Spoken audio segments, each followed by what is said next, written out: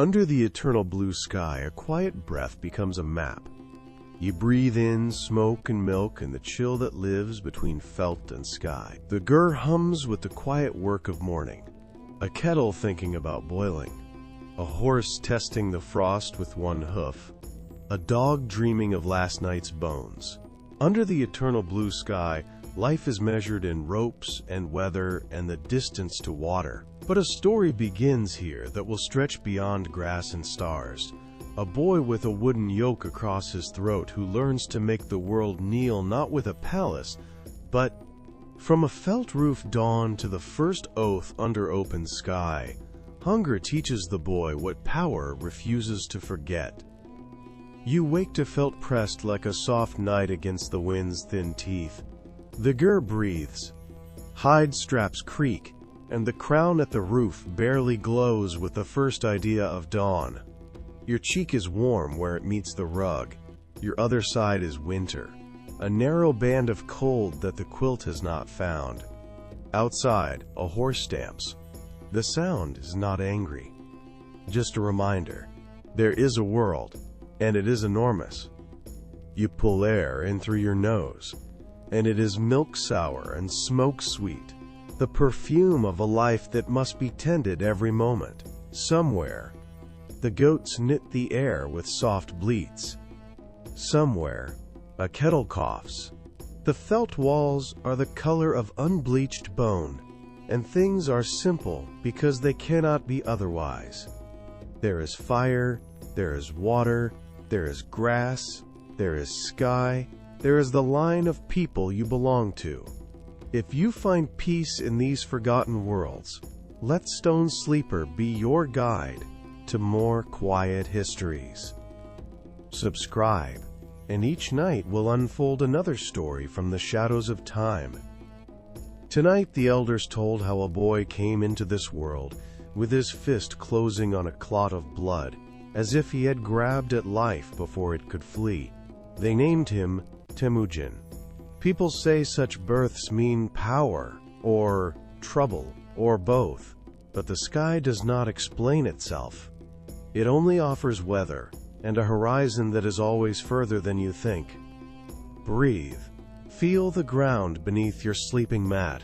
Hear the wind slip past as if the earth were a drum and the air were fingers. If you stay very still, the day will arrive on its own. The horses have been talking to one another all night. You hear them in your sleep, half hooves, half clouds, as if the grass itself were trying to move. The stove's belly is dull red. Your mother's shadow pours tea and steam as though they were the same thing. In this place they are. She touches your brow, then the stove's rim, a small circuit between heat and child that keeps both from going out. Your father's bow hangs where it always hangs, each horn curved like a question, and the questions it asks are the kind that can only be answered outdoors. When the flap lifts, the world is a sheet of ice-glossed breath. Frost draws fern leaves across the latch. You step into it and you are baptized again by the cold, a little ceremony the steppe demands each morning. The herd watches with their big, unreadable eyes. Far away, the hills are trying to remember the color green. The sky above them is enormous enough to make your bones feel small. You work with your hands before you think with your head. Cut ice from the river, carry it like hewn glass to the stove, shake straw from the sleeping skins, smooth the rug's rough hair, check the laces of the felt. There is a rhythm to all of this, a thin rope of tasks that keeps the shelter from fraying. Your fingers ache, then warm, then do not belong to you but to the morning. Milk foams like a tame storm inside a leather bag. The smell says the day has begun. There are stories about your birth that travel faster than you do. An omen, the elders say, born with your hand closed on a red thing. It follows you the way a shadow does when the fire is low, attached, but not entirely yours. You do not argue with it. Elders talk in the language of knots and weather. Their words are tied to the past, but their hands are always busy in the present, stitching, salting, rubbing a horse's flank, until the beast remembers it belongs to a person. The wind changes, and with it the sound of distance. Somewhere, someone is moving camp. You hear poles clink, children laugh, a sheep complain. Somewhere, men you will never meet steer their lives by the same constellations that prick this pale lid of morning. When you look up, the sky does not answer. It never does. It only takes your attention and stretches it until the quiet inside you feels like a road. Under your mother's thumb, the world acquires a grammar of small austerities. She shows you how to twist sinew until it remembers being tendon, how to oil a bowstring so it hums like a good thought, how to bank coals so dawn can inherit a red core instead of begging the flint. On a day of long wind, she has you relace the door flap 10 times, then makes you unlace it and start again. You think she is teaching rope. She is teaching repetition, the only spell that works every time. A neighbor comes with news that the Taishiad have moved their lines closer to the winter water. It is delivered like weather, no anger, just is. Your mother ties a knot and says nothing for a long time. Then she hands you a water skin and points to the river. On the ice, you learn to listen with your ankles. A groan underfoot could be a warning or an invitation. You fetch, carry, until the ache in your shoulders has its own pulse. When you bring the last skin, she nods once, a gift rare as honey, and says the tent will stand because your hands learned patience before they learned pride. That night the smoke sits low and makes the air taste like an old story. Your youngest brother coughs in his sleep. You lift him to the upwind side and wedge a rolled sheepskin where the draft pretends to be a snake.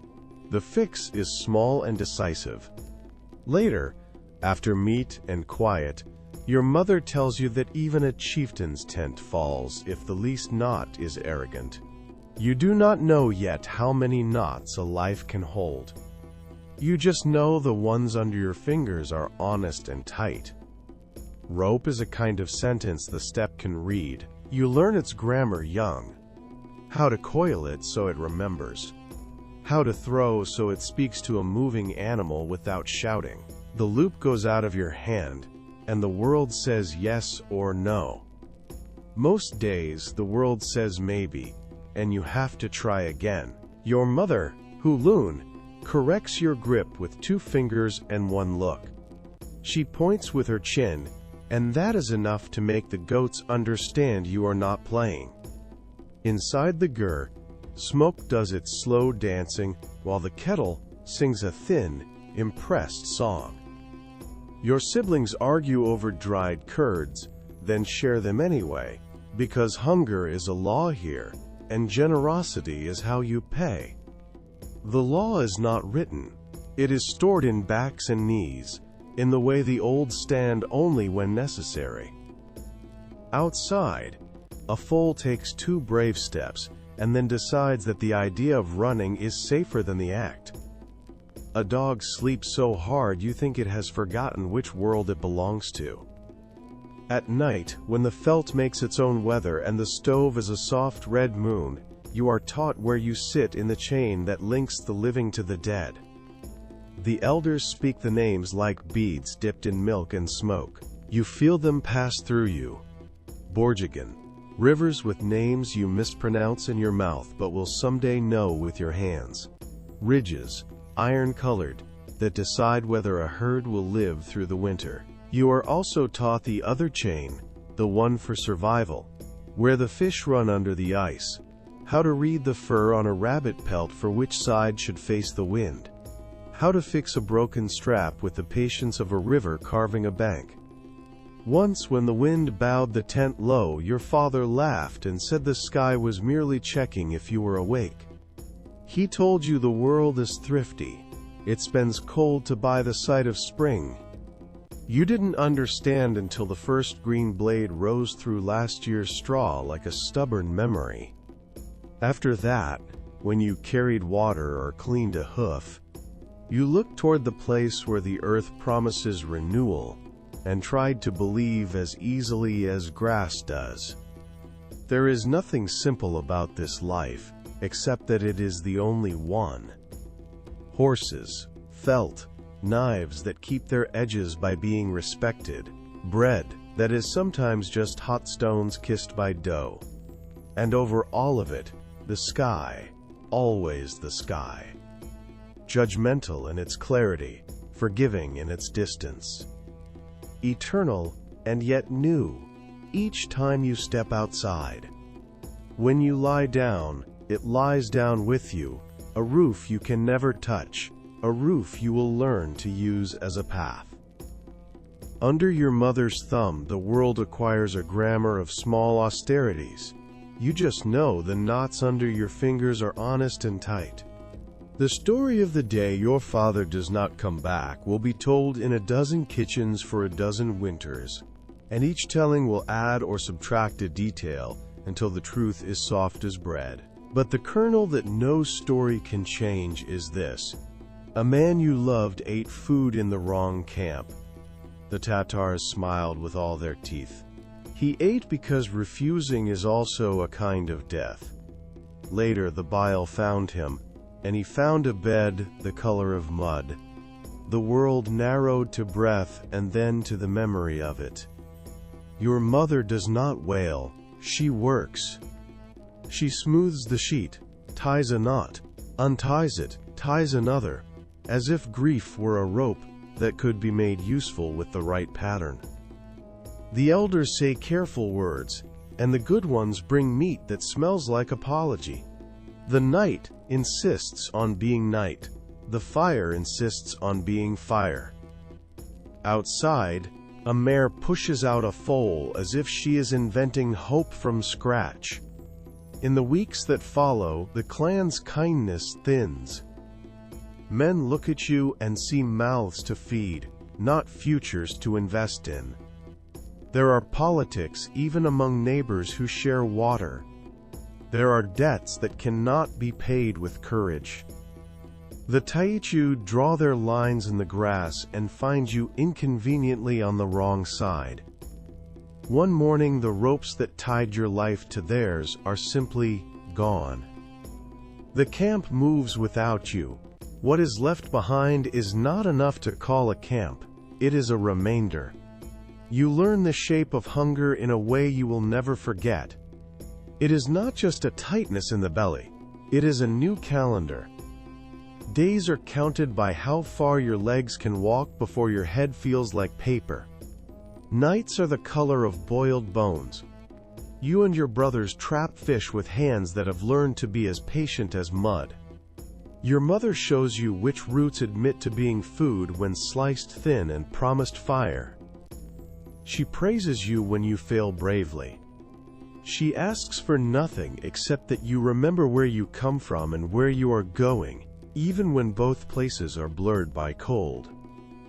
The Annan River Valley holds your childhood like a shallow bowl. Its reeds and slow water are a teacher more reliable than men. None of this is a secret, but the secrets that matter are how not to die, how to tie a cut so it stays closed, how to speak to a horse in the morning so that it trusts you at dusk. The sky measures you and says nothing. You get up and try to be the sort of answer it would accept. Abandonment has a sound. It is the sound a camp makes when it leaves without you. Poles click, hides fold, dogs are called, and then the air is just air again. You stand in that quieter wind and discover you are lighter than you thought, not because you are strong, but because there is less of you to carry. Your brothers look to you and then past you, to your mother. Hoelun is a small woman made of iron. She ties the gur's felt with a knot that means, "This will hold until we find better." You invent meals from what the river agrees to give up. Dried fish is a song that begins in apology and ends in gratitude. You learn the taste of wild onions and the trick of boiling them twice. You catch marmots and whisper thanks you do not entirely feel. By spring, you can read the grass, which patches are young enough to forgive hooves, which are old enough to hide a fox. Your hands know more than your voice does. You sleep with your boots near your head, so that waking is one motion: rise, pull, walk. The neighbors who stayed close enough to see your smoke watch you with the curiosity reserved for both miracles and mistakes. Sometimes they lend a tool that they do not lend for long. Sometimes they lend a rumor that hangs in your house like a bad coat. You hear the names of men who might help, and the names of men who would help, if help were a kind of spear. You are told to be careful of asking. Asking is how you show what you need, and what you need can be used against you. One winter night the felt breathes in, and does not want to breathe out. Snow makes everything honest by covering it in the same white. Your mother tells a story in a flat voice about a woman stolen on horseback and a man who stole her back, and how life is a circle that pretends to be a line. You fall asleep knowing that love is a kind of theft, and that safety is a word that belongs to the dead. When morning comes, you light fire with a stingy pride because you have earned the flame. You make plans that are only 2 steps long: find water, find wood. Then you add a third: find a way to owe as few people as possible. The days string together like beads that don't match, but are threaded anyway. You do not know it, but you are learning a king's first lesson: how to sit with deprivation until it begins to tell you its secrets. The river's black mouth keeps secrets the way elders do, by letting you talk until you hear yourself. When your head breaks the reeds, you lie flat and taste the fug of mud and iron. A crane croaks once, indifferent witness. You move the way a prayer moves when nobody is listening. Quietly for your own sake, not for favor. Every step is a bargain with roots you cannot see. Every exhale is counted, threaded onto a cord of caution. At the stranger's hut, the wool pile is warmer than it looks, layered with an old man's thrift. Through the weave you see his wife's feet as she sets bowls, her heels calloused from a life that walks more than it waits.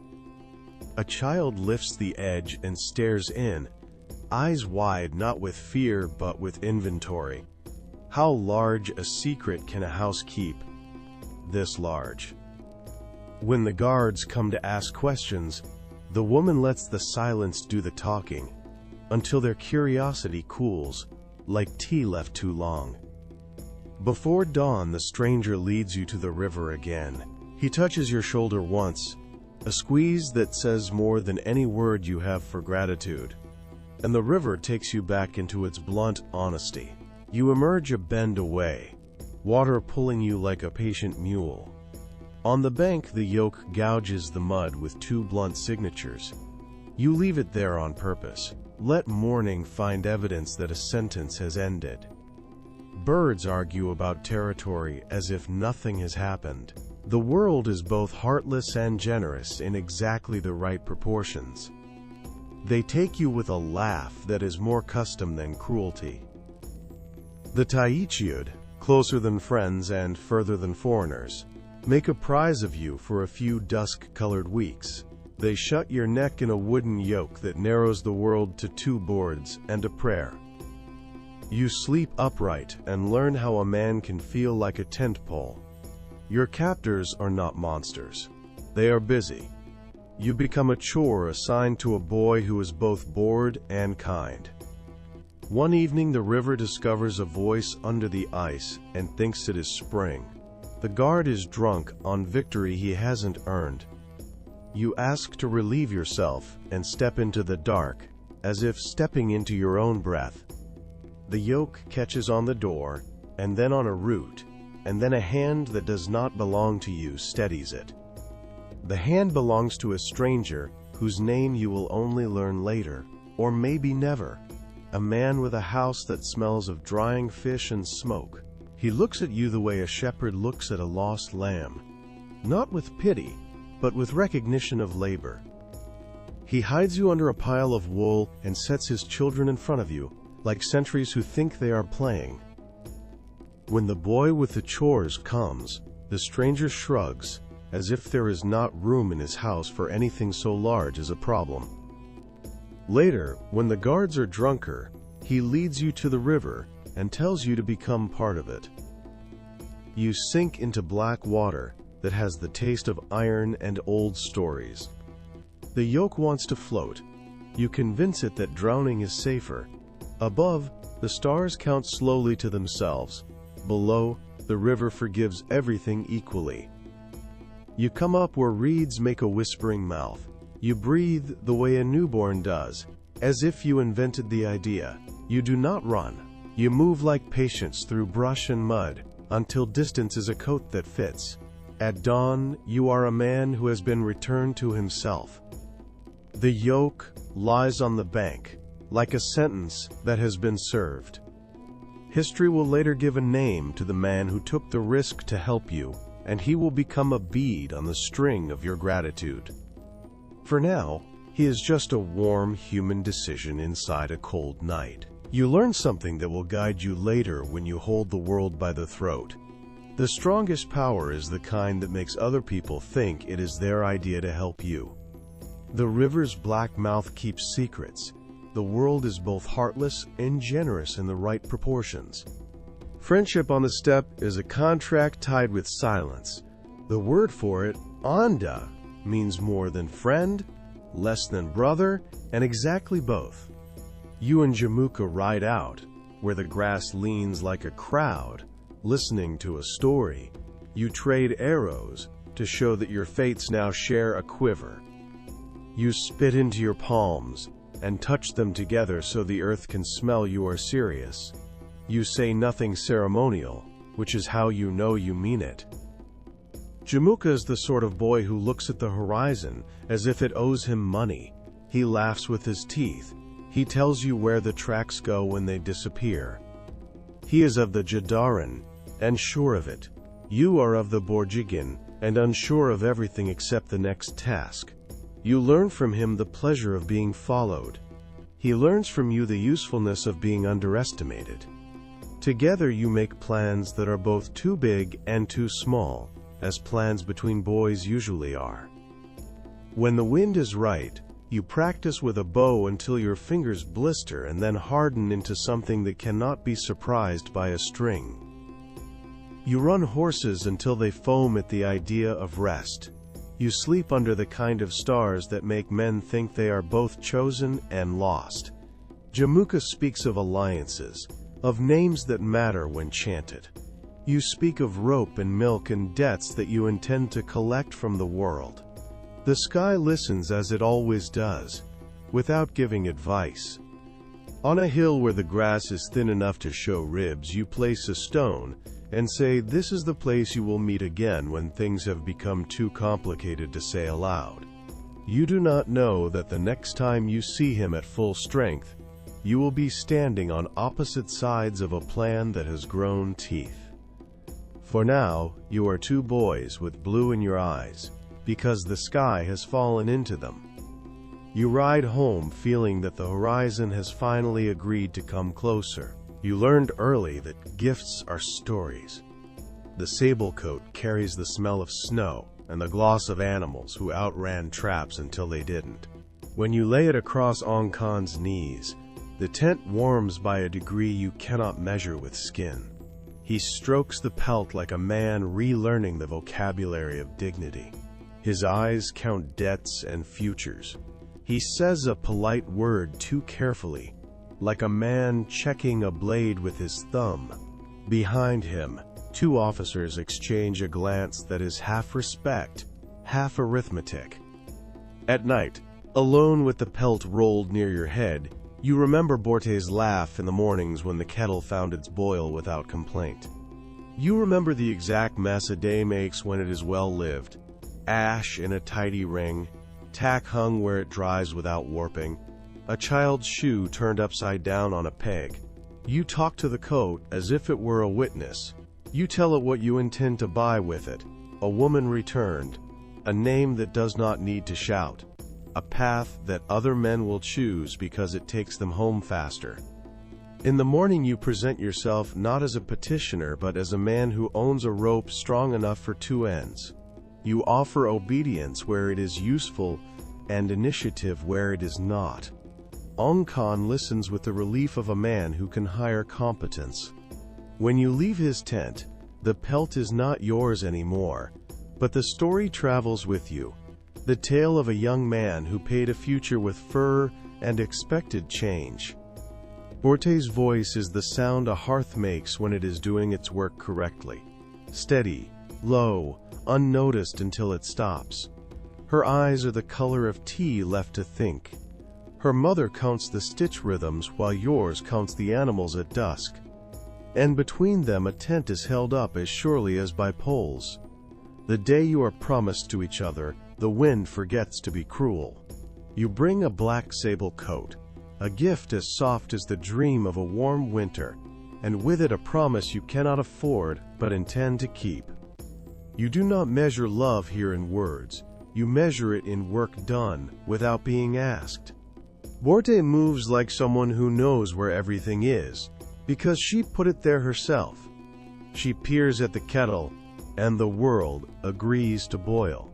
When she laughs, it is a private sound meant for the inside of the gur, not for the step that steals every voice and makes it public. You look at her and feel, for the first time in years, that safety might be a noun you can use without lying.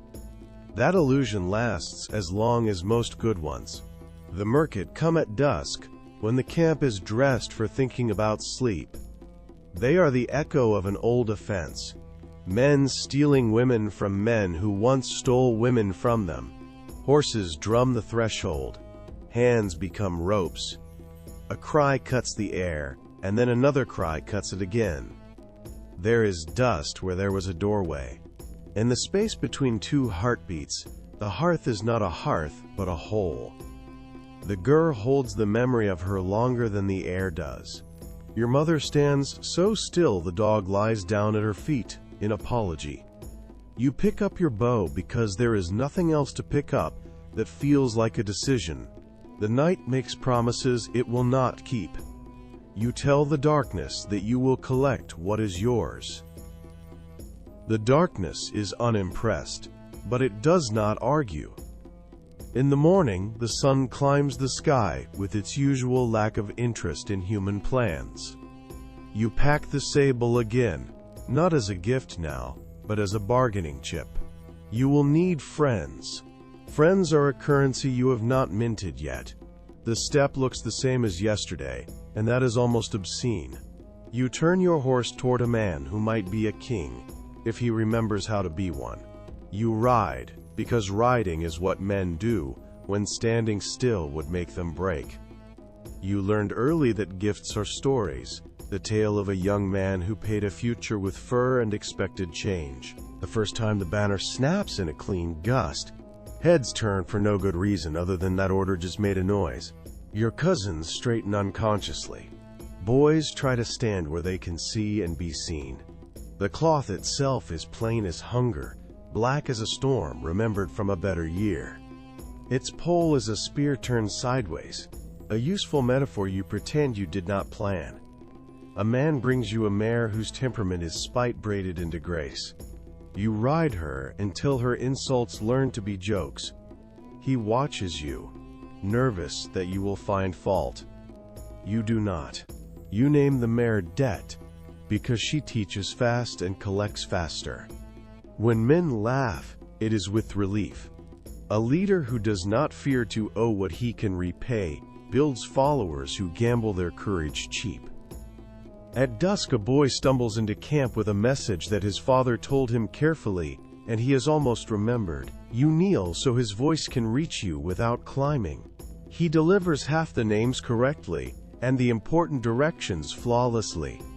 You give him meat and a place near the fire, because someone who carries words across wind deserves heat as payment. The banner hangs above you in the color of evening, and you understand that cloth can be a rumor turned into a decision. You carry the black sable as if it is a sentence you are about to finish. The path leads toward the memory of a leader, Togrul, whom some call Ong Khan, whose power has scattered like sparks from a fire whose wood has run low. You arrive at his camp and find the air heavy with the smell of men waiting for the past to return by itself. It will not, but you are ready to trade the memory of warmth for the possibility of flame. You kneel only as much as is practical. You speak the way a man speaks when he has tried pride and found it less filling than soup. You remind the older man of a debt, friendship with your father, and you offer a gift whose fur remembers snow. He watches you the way a hawk watches a field, not for beauty, but for motion that could become survival. He takes the sable. He takes your story. He reaches for the cord that ties his tent to the earth, and tugs once. It holds. Word goes out like a handful of grain thrown into chickens. Jamuka hears and comes with a smile that is both true and sharp. Men who like the idea of decisive mornings drift toward your small banner and discover they like the work even more. A few good horses become a few dozen become a number that sounds like a song. You feel the old, cold years reorganize themselves into fuel. Between breaths, the rescue of Borte will require alliances that look like old coats turned inside out. It will require you to call in names your mouth has been practicing for years. It will require luck and the kind of planning that appears, afterward, to have been fate. For now, you sleep under a sky that does not explain itself, and wake to a wind that smells like iron and mare's milk. You have a promise in your chest and the steps to keep it laid out ahead like a road made by hooves. Rest now, traveler. The night has heard your oath. In the next light you will ride. Night settles over the Onan with the stubborn calm of ice. The boy is a man now, the promise made to a stolen bride kept, but the step is not won fire yet. In the hush between hoofbeats, a question rises. If you can rescue what is yours, can you rescue a people from themselves? After rescue comes reckoning, banners gather, and Anda turns to rivalry as the steppe chooses its voice. The first time the banner snaps in a clean gust, cloth can be a rumor turned into a decision. Between the first cheer and the last saddle tightened, a campaign is mostly list-making. You assign a clever boy to count arrowheads not by handfuls, but by tens of tens. A woman with a mouth like a straight edge inventories dried meat and shames 3 men into admitting how much they mismeasured. A lame herdsman who thought himself discarded by usefulness becomes the camp's best judge of which remounts will keep their wind past noon. You do not invent these people. You notice them, which often looks the same from the outside. On the march, time gathers in the smalls, a strap retied before it fails, a drink refused because thirst is still honest but not urgent, a joke kept for the moment, it will steady a nervous hand. Boredom rides with you and, unlike fear, does not demand tribute. You learn the shape of the land with your knees and the mood of your men with your peripheral vision. When somebody asks how long to the next water, you point with your chin and say, a song and a half, and everyone understands the math. At night, Borte sits with the quartermasters and ruins the appetite of theft, simply by knowing how much flour should be left by morning. She tells you later which captain spends courage quickly, which one hoards it too long. You reassign them by inches, not insults. In the morning the column looks the same, but the day moves easier, like a door whose hinge finally remembered oil. The sable fur no longer feels like a gift. In your hands, it has become a promise sharpened to a point. Togrul accepts it as if he were taking an oath from the animal itself, stroking the black sheen the way a man reads an old letter. You see in his eyes the arithmetic of power, a debt owed to your father, a chance to reclaim his own relevance, the satisfaction of making an enemy bleed without lifting his own tent flap. Men filter into the camp as if drawn by an invisible rope. Borjigin cousins who owe you scraps of loyalty, wanderers eager for the scent of battle, old allies of Togrul who smile in the way that means they are calculating your value. You move among them, shaking hands, gripping forearms, speaking names like you are reacquainting yourself with the future. Jamuka arrives in a gust of laughter and horse sweat. His eyes scan the crowd, measuring your progress as surely as he measures a bowstring. You clasp wrists, the andabond warm between your palms, but there's a small shift in the air, like a rope pulled a little too tight. He talks of strategy, of a two-pronged sweep along the Onon River. You listen, nodding, but your mind is already riding ahead to where Borte waits. Preparation is its own kind of war. Saddles are checked, arrows fletched in the glow of fires, leather thongs are braided and tightened. The Yam, that invisible road of horse stations and messengers, hums with rumors of market movement. You do not sleep much. The darkness behind your eyelids is full of hoofbeats. At dawn, the steppe opens before you like a curtain. Breath clouds the air, man and beast exhaling in unison. Togrul rides at your side, his shoulders wrapped in fur, his eyes narrowed against the wind. Jamuka keeps a half-length ahead, as if to prove he could lead if he wished. The grass crunches under the horses, hooves, the sound crisp as breaking bones. The first sight of the market camp is almost domestic. Smoke curling from felt roofs, children running between tethered horses. But your blood knows better. These are the men who came in the night, who turned your hearth cold. You signal with your hand, low, precise, and the riders fan out like spilled ink. The attack is fast, brutal, and efficient. There is no time for speeches, no time for the market to form a proper defense.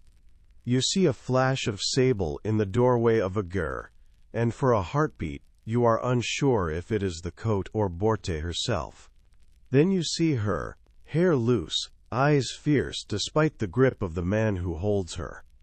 You ride straight at them. The world narrows to the space between your horse's ears and the man's throat. He lets go before your blade reaches him. Borte falls into your arms without ceremony, without words, and for a moment you cannot tell if the pounding in your chest is war or love. That night, by the fire, she sits close enough for the warmth to pass between you without the need for touch. Around you, men drink and retell the rescue as if it were already legend. Jamuka smiles at you across the flames, but it is the kind of smile that could easily turn into a baring of teeth.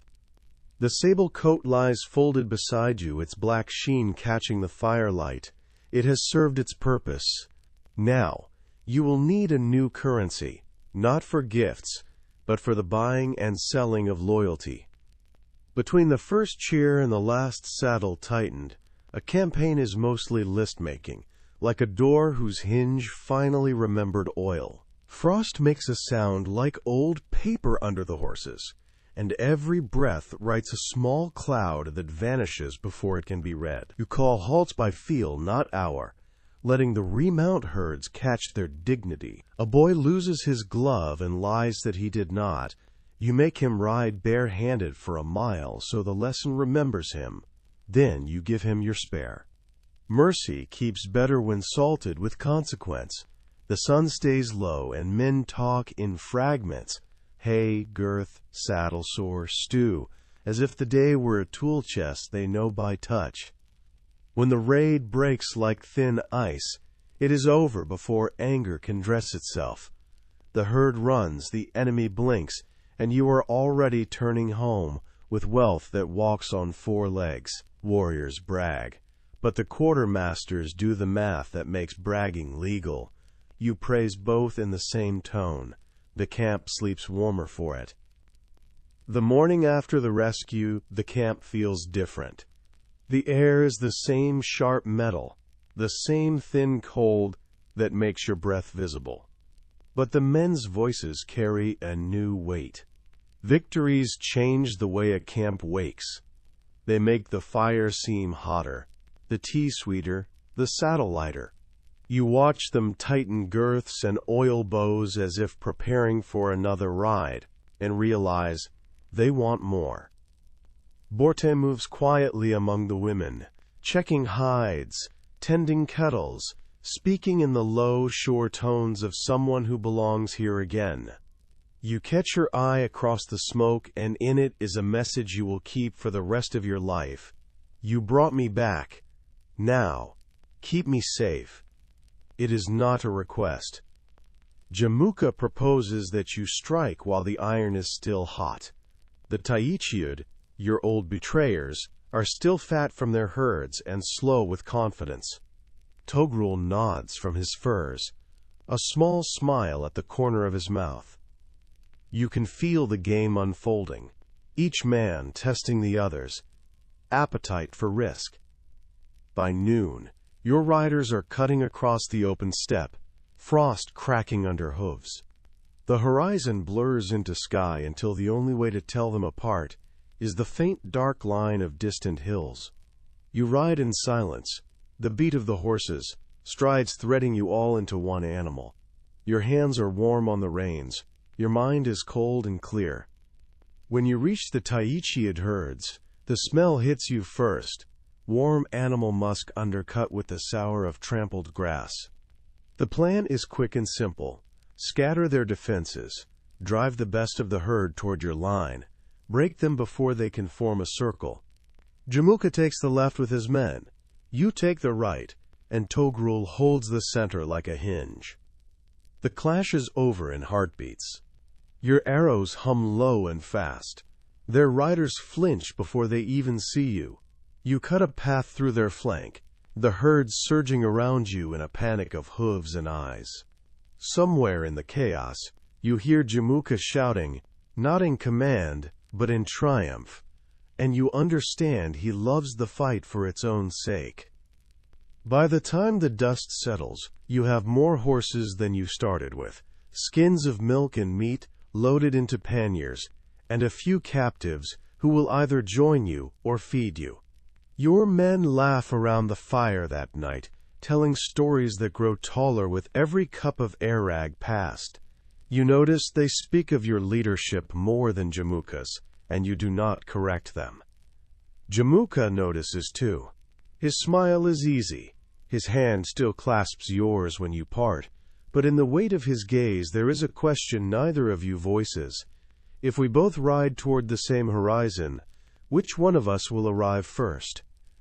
You lie awake under the ger roof, listening to the wind paw at the felt. Borte's breathing is steady beside you, an anchor in the dark. Outside, the horses shift in their sleep. Somewhere out there, Jamuka is awake too, turning the same thoughts over in his mind. The frost on the ground will be gone by morning, but the mark left on your alliance will remain. Rumor does your counting for you and sometimes lies on your behalf. You let it. Fires at night tell a map no scout can draw. How wide, how many pots, how often laughter interrupts the wind. Jamuka's riders stamp the ground in the same old patterns. Yours learn to step sideways through tradition. You begin to understand that leadership is not a louder drum, but a steadier tempo. The men follow because tomorrow looks more likely to arrive when you are in front. The wind carries news faster than the yam. Herdsmen in valleys you've never seen are speaking your name. It travels with the same tone men use when mentioning a storm on the horizon. Wary, but expectant. The raid on the Taichiud has marked you as someone who does not just survive the step, you bend it. In the weeks that follow, men arrive without being asked. Some come in groups, bringing wives, children, and the animals that are both dowry and lifeline. Others arrive alone, carrying nothing but the scars that tell you they have no other banner worth riding under. They call you Temujin still, but the way they say it has changed. They weigh the syllables as if testing the heft of a new title. Jamuka rides in often, but never stays long. He brings stories of his own victories, names of men he's convinced to join him. You drink together, speak of hunts and weather, but beneath it all you both hear the unspoken. Each new warrior is a tally mark in a race neither of you admits you're running. Leadership on the steppe is not inherited like a throne in a palace. It is taken, sometimes in blood, sometimes in the quiet vote of a camp deciding whose fire they would circle. This is the era of Horiltai, gatherings where alliances are sealed and leaders chosen by acclamation. When your Horiltai comes, it is not announced with fanfare. It happens the way seasons change. So slowly, you only notice when you are already in the middle of it. One morning, you find yourself riding at the front with no one beside you. The men array themselves behind you without being told. At camp, when decisions need to be made, eyes turn to you first. Jamuka sees it too. He is all courtesy, but his laughter is too quick now, his compliments edged like a whetstone. He speaks of unity, but when he says we, you can hear the I hiding inside. The day the split comes, it is wrapped in ceremony. A feast is held under the open sky. Goats are slaughtered. Arag flows like a river in flood. The warriors sit in a great circle, the fire at its heart, and the elders speak. When it is your turn, you rise, speak of loyalty, of law, of the kind of justice that does not favor kin over truth. The applause is not loud. It is steady, like rain that soaks everything before you realize it. Later you learn the count. More men have chosen to follow you than Jamuka. It is not by much, but it is enough to shift the balance of the steppe. That night, you stand apart from the others, looking out at the black line of hills. Borte joins you, her arm brushing yours. He will not forgive this, she says, and it is not a warning. It is a fact. Somewhere in the dark, Jamuka is staring at his own fire, thinking of the day you swore to beyond us. The steppe has room for many herds, but it has less room for two men who both think they should lead them all. Under lantern light, a goat's eye reflects the world upside down. A singer works the room the way a shepherd works a slope, keeping men gathered but moving. Jamuka's laughter lands near you like a thrown coin, bright, heavy, not free. He toasts you as brother and tells a story about the day you both got lost in fog and pretended you weren't afraid. The punchline is kind. The moral is not. It says, "We were boys once, and that debt is due."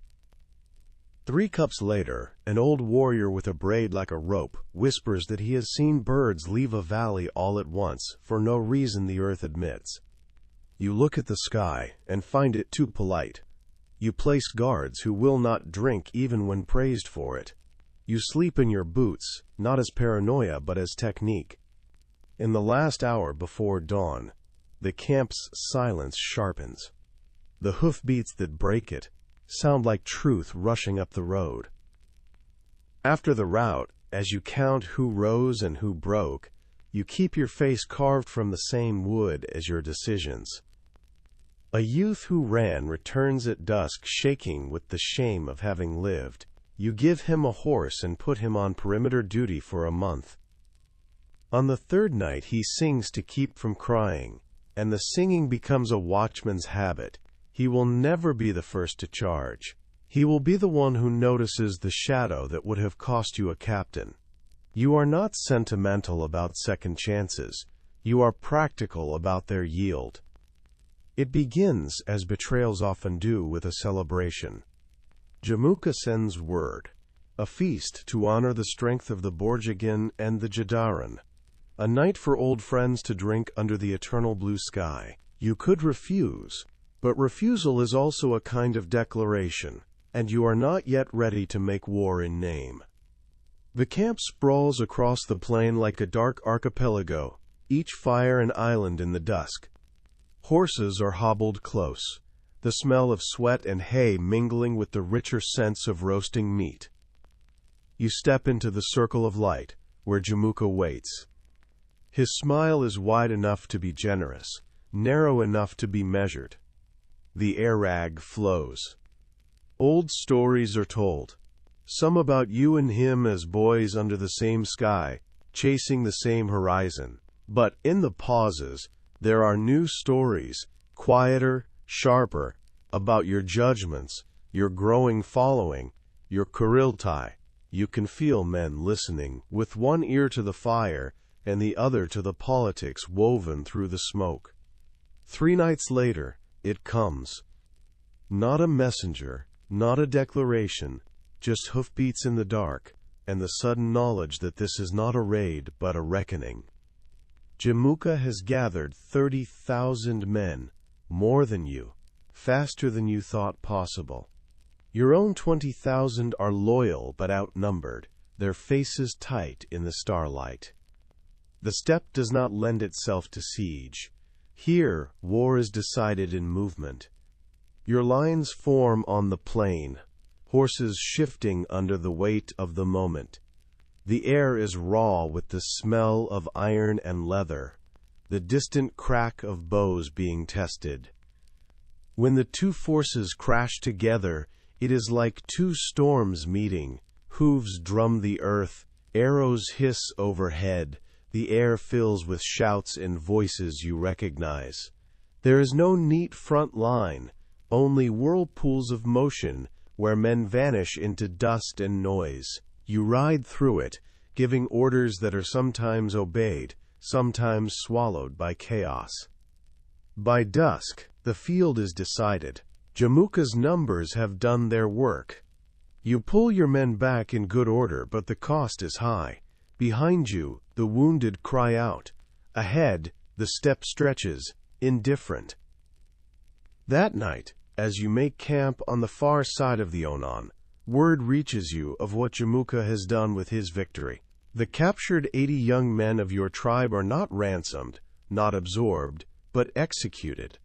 Boiled alive in cauldrons, their screams carried on the wind like a curse.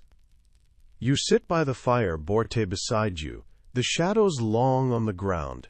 This is no longer rivalry, this is blood that will have to be answered. The Andaband lies dead in the dust, and something harder has taken its place. The steppe has chosen its sides. Under lantern light, a goat's eye reflects the world upside down. You are practical about their yield. Snow turns every camp into a confession. You can see who hoarded, who shared, who kept the old and wounded near the fire. Your law moves between tents like a slow, honest animal, uneventful, constant. A thief learns that hunger explains, but does not excuse. A generous man learns that pride is not a license to humiliate the recipient. In the mornings you ride the perimeter and count smoke holes. Fewer every week, but fewer deaths too. Waiting becomes a weapon sharpened by discipline. The retreat is not a collapse. You pull away from Jamuka's strength the way a hunter pulls back from a charging boar, not in fear, but to choose the ground. The Onan River keeps pace on your right hand, its frozen skin splitting here and there with the groan of spring yet to come. Your men ride in silence, their faces drawn but unbroken. Camp is set in a shallow valley, the hills offering a little shelter from the wind. Fires are small and smokeless. You cannot afford to advertise your position. The wounded are tended with poultices of pine resin and cloth torn from saddlebags. No one speaks of the 80 lost. Not yet. The grief is still too raw, the rage too sharp. Borte moves among the men, checking their bandages, speaking quietly. Her presence steadies them as much as your commands. You watch her for a moment and understand that leadership is not just in the orders given, but in the courage others can borrow from you without asking. In the nights that follow, you change the way the camp breathes. Messengers are given stricter routes. Watch rotations are cut in half so no man stands too long in the cold. The lines between units are drawn sharper. Groups of 10 reporting to 1, those 10 to 100, those hundreds to 1,000. The chain is as much for loyalty as for order. Every man must know who he belongs to, and who belongs to him. Supplies are counted with a miser's hand. Herds are moved to safer grazing, hidden in folds of land that cannot be seen from far. Raiding parties are sent out, not for glory, but for grain, dried meat, and fresh horses. You ride with some of them, if only to show that your place is still in the wind and dust, not behind a wall of men. The winter is long. Snow crusts the plains until they gleam under the moon like fields of glass. The cold pares everything down to its essentials: muscle, bone, breath. Around each fire the men speak less of revenge and more of readiness. You have taught them that one must be built before the other. When the first green threads of grass push through the melt, your warriors are leaner, harder, quieter. They have been remade by the waiting, and so have you. The spring will be for settling accounts. Training is a way to turn fear into furniture, solid, ordinary, where you can rest a bull. You pair a braggart with a widower who measures words like grain. By week's end, the braggart's boasts have become reports. You give 10 men to a woman who can pack a gur in the time it takes a kettle to boil. They learn what moving actually means.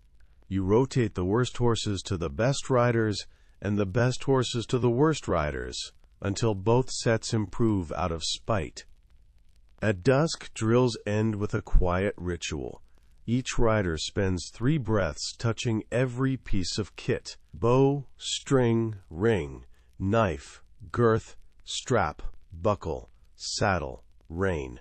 Naming a spell. Contact is promise. Some roll their eyes the first evening. None do on the 10th. The habit saves a life before the month ends, and nobody can say whose. Credit belongs to the ritual, which is what you wanted all along. One night the wind drops, and the grass stops speaking. In that hush a boy admits that he cannot shoot backward without losing his seat. You put him behind you on your horse, and let him feel the balance in your hips. He learns not from words, but from the rhythm of your breath. When he finally lets the arrow go without wobble, he laughs once, short, surprised, private, and you know the unit gained more than a skill. It gained a person who trusts himself the way a good horse trusts the ground. The first true gathering after winter smells of thawed earth and horsehide.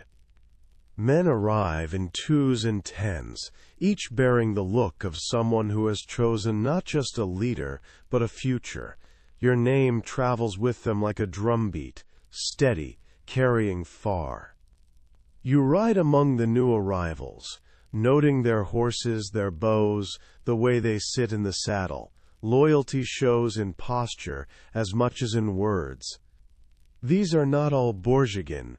They are from clans scattered like seeds across the steppe. Some long rivals, others strangers until now. They come because they have heard you do not waste men, and that you keep your promises. The banner you raise is plain but for its color, the deep black of storm clouds pressed into felt. It catches the wind and snaps once, a sound that turns heads. To follow a banner is to trust the hand that holds it, and you can feel the trust in the air like the scent of rain before it falls. Training begins before the tents are even staked. Units are drilled in movement. 10 riding as 1, then 100, then 1,000. Orders pass down the chain with no wasted breath. You ride the lines, correcting a grip here, a posture there. The smallest habits repeated will hold in battle when courage alone is not enough. By night, the camp glows with small fires. Around them, stories are told, not just of your past raids, but of what comes next. The men speak of Jamuka less now. His name has begun to fade under the weight of your own. In the quiet hours before dawn, you stand by the banner. The wind tugs at it, restless. So are you. Training turns fear into furniture. It gained a person who trusts himself the way a good horse trusts the ground.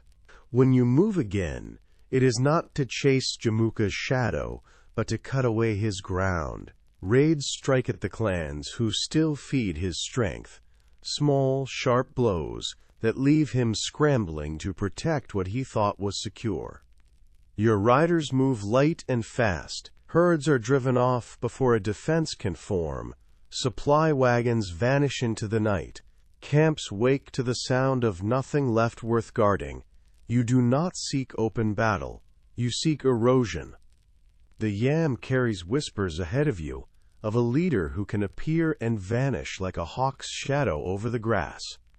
The enemy begins to watch the horizon differently, as if it might at any moment break into a gallop. Each raid feeds your own people. Horses are exchanged for loyalty, grain for the promise of protection. Clans who once stood neutral begin to send their young men to your banner, not out of love, but out of recognition that you are the safer gamble. In the eyes of the steppe, victory is not just in the clash of armies. It is in the slow turning of the tide, the moment when more hands pull your way than against you. That moment is coming. After the victory, the field looks like a decision that cost what it had to. Men gather their dead with hands that have learned care from loss. You dismount to help, because grief that is shared becomes architecture instead of smoke.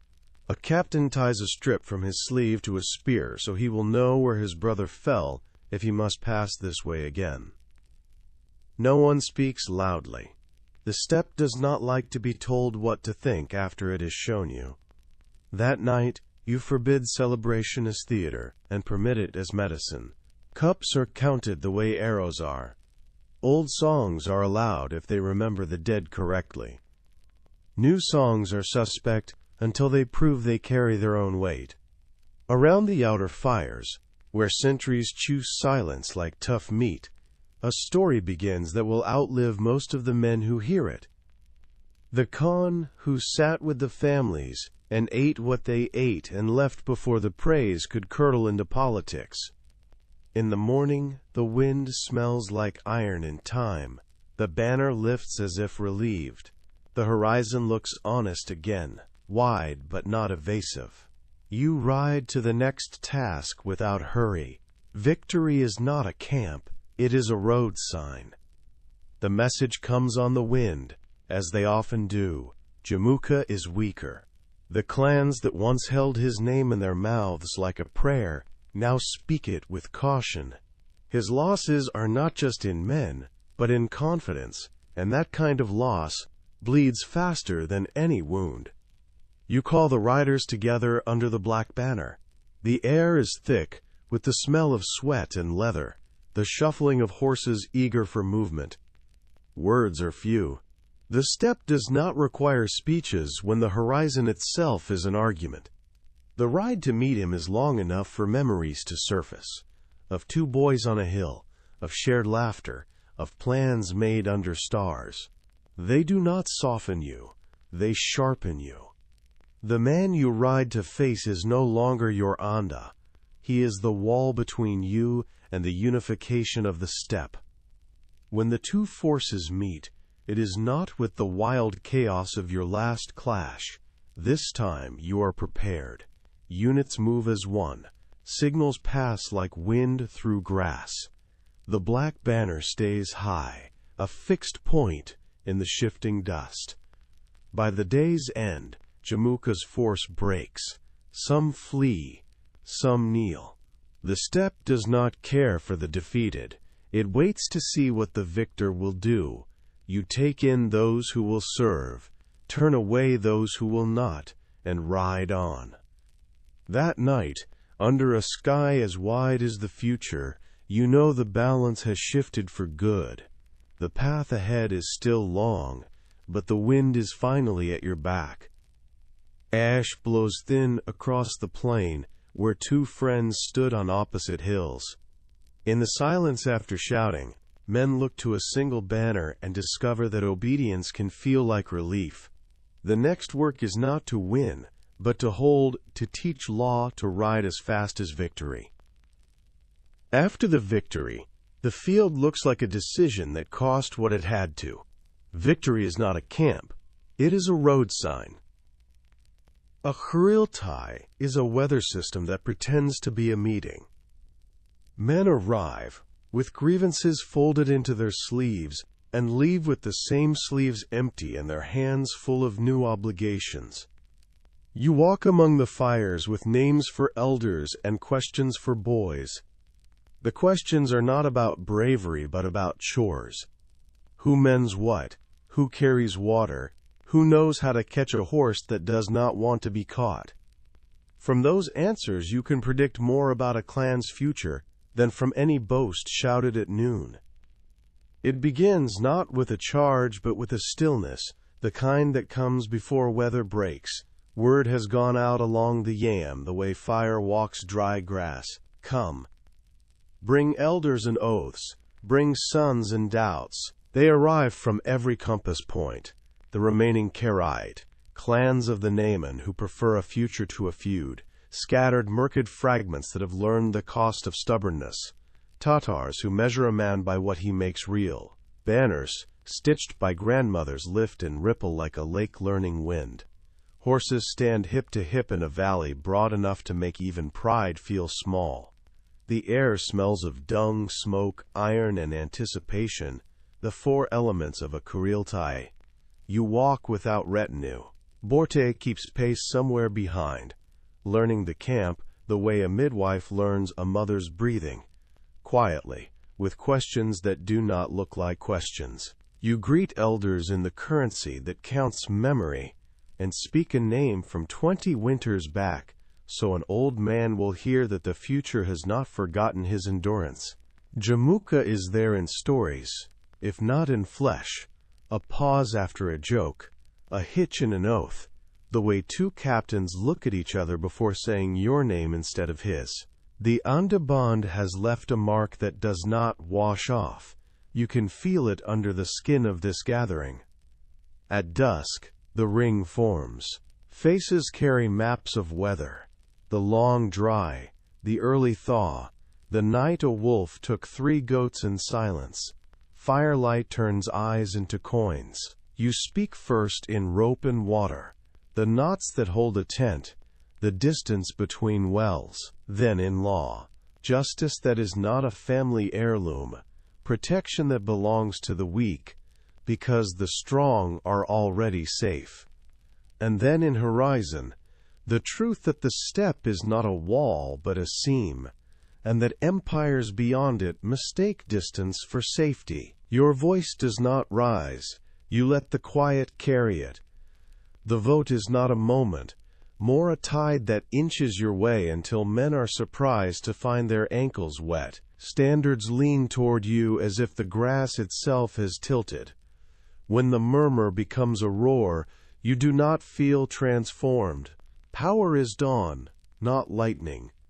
Incremental, undeniable, not yours because you hold it, but because more hands lift with you than against. They name you Khan, and the sky does nothing but widen, as if making room. That night, heat radiates from stones wrapped in felt. Borte's hand is small and sure in yours. Gathering is one skill, she says, holding another. Then we will learn the second, you answer, and hear the promise ring twice. Once for the tribes, once for the marriage that steadied you in a world that kept trying to spin. A day of hearings begins with a shepherd who accuses a cousin of borrowing a ewe and returning a different one. He proves it by a nick in the ear and the cousin's own nervous laughter. The law is simple. The repair is precise. 2 ewes and a public apology that costs more pride than meat. The men leave less related but more neighborly. Later, a girl stands at the door and refuses to enter until her uncle is sent outside. You go to the threshold and hear her claim there. The tent has room for shyness. The law has room for truth. You move her words into the record as carefully as you would move a hot stone.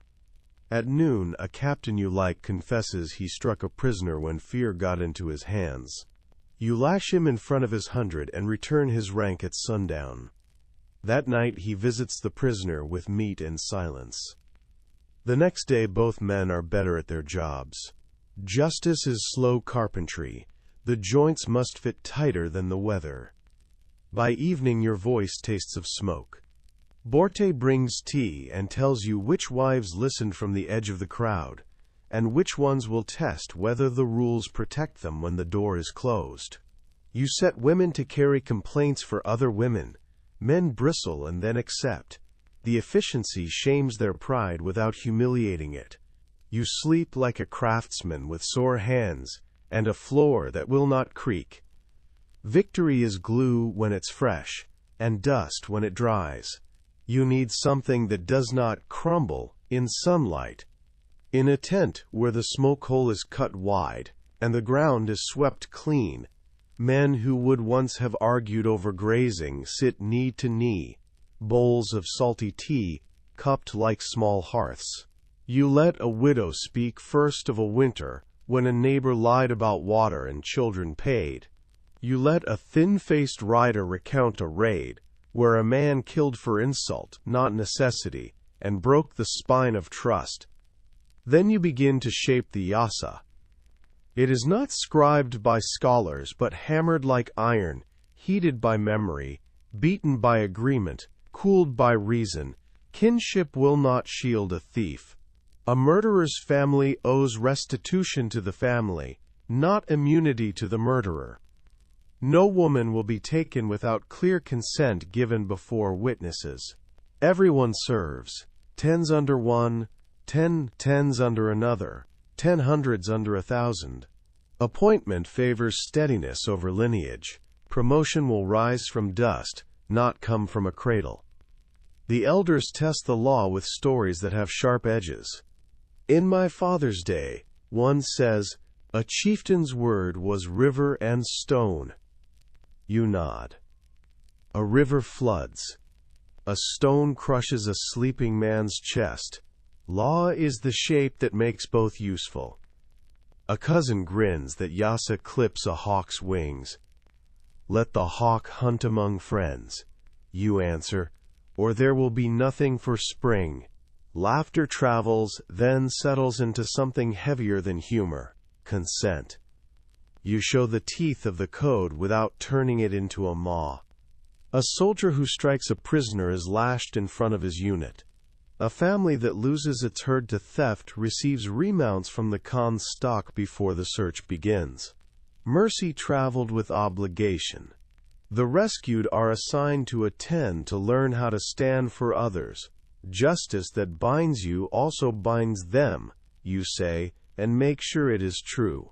Borte listens and later points out where women will test the law in kitchens long after warriors forget the words. You adjust the code, and it breathes better for the change. By week's end, a tent that once hosted gossip now hosts petitions. Men discover that predictable judgment is a comfort, even when they lose. Your army discovers that discipline is faster than anger. And the steppe discovers that a leader is a man who makes choices. Others can sleep inside. A day of hearings begins with a shepherd and a cousin. You sleep like a craftsman with sore hands and a floor that will not creak. On a day baked to hardness, you have the men take apart their saddles and put them back together blindfolded. They swear and then learn. A horse watches with an eye that says patience can be taught to two species at once.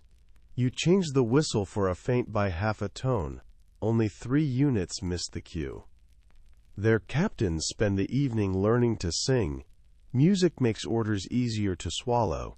Nobody needs to know that was the point. A veteran with a scar like a stitch across his cheek teaches the 1,000 how to dismount to the left, remount from the right, and never, ever lose the bow hand to a lazy habit. He corrects a prince with the same touch he uses on a boy. You pay him in horses, because men who teach this well never spend silver on anything but bad dice. He uses the remounts to build a small string for messenger duty, and invents 2 minutes a day where none existed. At night you ride the perimeter alone until a shadow steps out and becomes a sentry who did not want to challenge a shape he hoped was you. You thank him for wanting. Then you teach him to make the wanting smaller than the duty to ask. He learns. You praise. He glows without swagger. The army absorbs another ounce of trust and is lighter in the morning for it. The steppe breeds riders by the dozen. You must make an instrument of thousands. Under a pall of dust that makes noon look like late afternoon, rows try to resemble straight lines and fail, until captains learn that a true line is an angle married to a horizon. The first time 1,000 wheels at a whistle, it scatters like spooked antelope. The third week, the same motion looks like intention deciding. Horses teach first. You rotate mounts ruthlessly.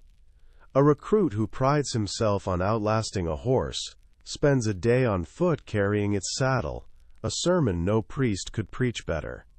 Grooms become as prized as archers. Leather is checked with a monk's patience.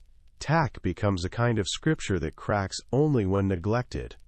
A tired horse is a dead man with longer legs, you say, and the phrase becomes a proverb within a month. Archery is a religion of breath. Targets begin at distances that insult pride, then stretch to those that mock skill, then to distances that turn into rumors when told at night. The bow hums until the valley sounds like a hive. You insist on shots at a walk, at full gallop, at the bottom of a breath, backward in a twist that invents new muscles. Fingers blister, then harden into coin. A boy who could not hit a drum now rings a copper pot at a sprint and laughs as if he had just been given a secret name. Signals become grammar. A black banner dipped once means faint, twice means flee and wheel, thrice means the sky will tear. Whistles slice patterns into air. Drums teach men a shared heartbeat. At night, you walk the lines and listen to tents breathe. You move 1 captain 3 units down to silence rivalry. You swap 2 tens so a braggart learns humility under an old man's eye. Promotion arrives like weather, observed, explained after, accepted because it matches what men already knew. On a dawn when fog lays its hand over grass, you take 3,000 to the wide flat. A whistle rises, horses flow. From a ridge, Borte watches, scarf tight against chill. When the formation wheels and reforms like a thought, she lowers the scarf and smiles with her eyes. This will carry you beyond the mountains, she says later. Steam between you. You nod because you have felt the same animal under your hand, a season, not a storm. On a day baked to hardness, the men rebuild saddles blindfolded. The army is lighter in the morning for it. At first the posts look like nothing. A corral, a shed, a water jar, a woman with a ledger that could shame a lord. Then they begin to change the shape of thought. Traders plan for certainty instead of luck. Mothers calculate a son's return in days rather than seasons. Even thieves get jobs as guards, because stealing stops being an adventure when schedules work. An empire is a bureaucracy that people are grateful for. Gratitude is a better glue than fear. To rule more than your shadow, your word must ride faster than your body. Stations rise along old paths like beads sewn back onto a torn sleeve. A day's ride apart, each keeps water in its basin, oats in a sack, and 3 spare horses already half awake.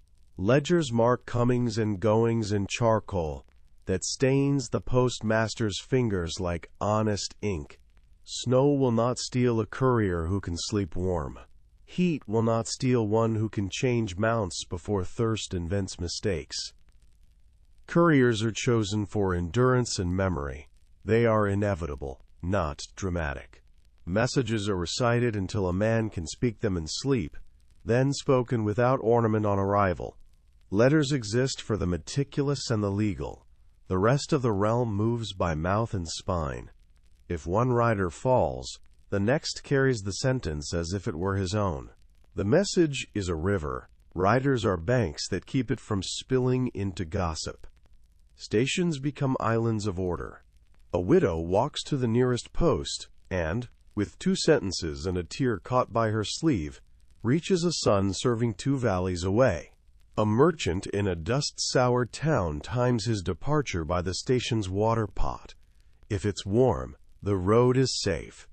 A captain at the rim asks for fletchings, fodder, and judgment, and receives all 3 before the moon turns. Bandits discover that emptiness no longer pays. Predictability has stolen their wage. Rules turn convenience into spine. No messenger's horse can be seized by a local lord without losing the right to drink at posts across the realm.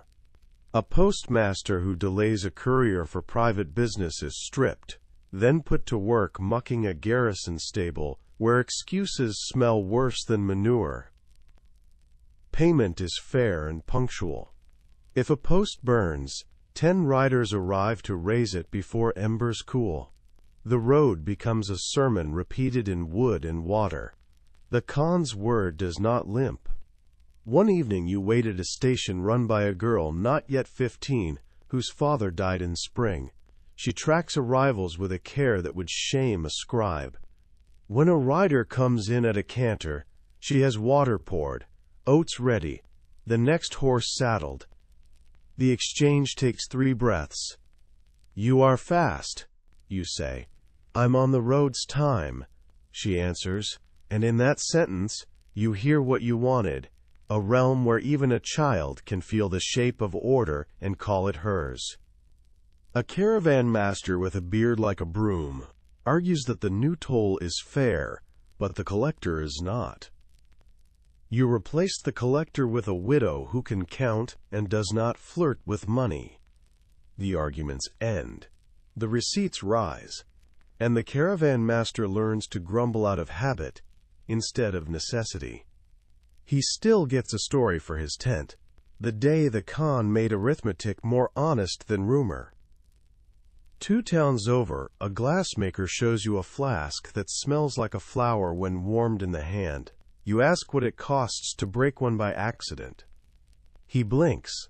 No one ever asks that, and you watch him calculate a number that includes mercy before he knows he's doing it. When bandits try to tax his kiln with threats, your riders arrive and take their horses, not their heads. The glassmaker weeps from confusion and then gratitude. He will tell this tale in blue light for years, and your name will be the part he mispronounces. At the edge of the desert, a camel kneels like a tired idea and refuses to stand until a boy sings. You do not laugh. You add "boy who knows the camel's song" to the payroll, and deduct it from the category called luck.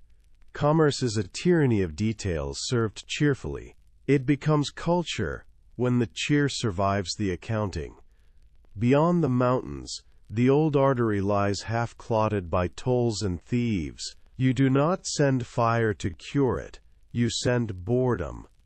1,000 riders move in relays, clearing bandit nests, pruning petty checkpoints, formalizing fair tolls, and burning the ropes that strangled commerce. Towns peer out from behind their gates like turtles. They watch a caravan cross unmolested, another arrive fat with fabrics and stories. and then decide that the sun was meant for them after all. Markets become classrooms. You learn how cities think, in ledgers and alleys, with weights that argue and scales that lie. From them you take what the steppe never needed: masons who stack stones tight enough to insult time, engineers who throw rocks without losing men.